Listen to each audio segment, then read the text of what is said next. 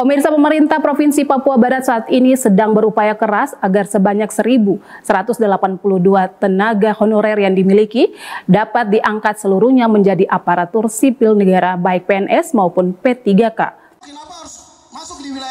Untuk upaya tersebut, saat ini penjabat Sekda Yaakob Fonataba bersama sejumlah pimpinan OPD sedang bertemu Menteri Pan-RB dan kementerian terkait guna menggolkan keinginan pemerintah Provinsi Papua Barat ini. Demikian disampaikan penjabat Gubernur Ali Baham Temong Mere usai melantik Matret Kokop sebagai Bupati Kabupaten Teluk Bintuni Selasa 14 Januari 2025 di Auditorium PKK Arfai Manokwari. Dijelaskannya dari bank data yang dimiliki Badan Kepegawaian Nasional, diketahui ada sebanyak 1.715 tenaga honorer. Namun setelah diverifikasi oleh BKD Papua Barat, didapat data jumlah tenaga honorer pemerintah Provinsi Papua Barat saat ini adalah sebanyak 1.335 orang.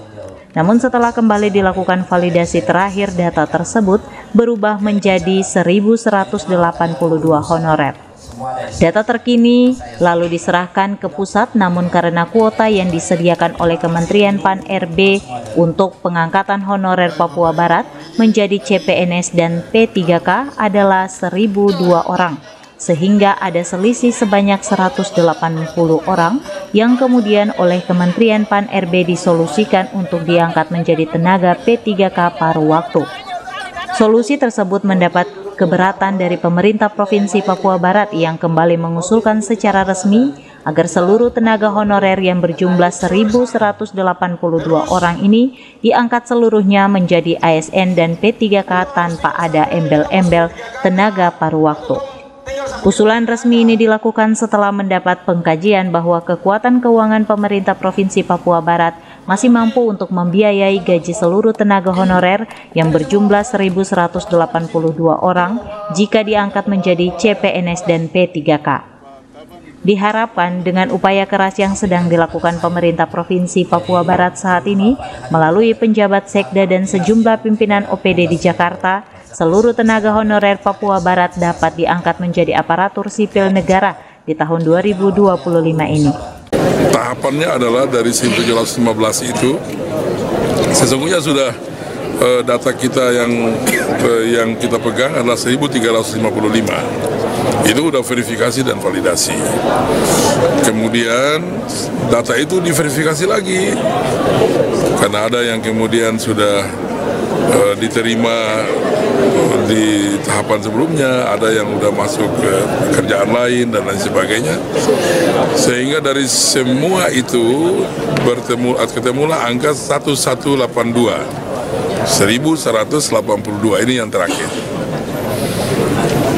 1182 itu formasi kita hanya 1.002. Formasi 2021 2022 itu hanya 1.002. Berarti tenaga non ASN ini tidak masuk di formasinya. Oleh karena itu kebijakan yang terakhir mereka tetap diangkat menjadi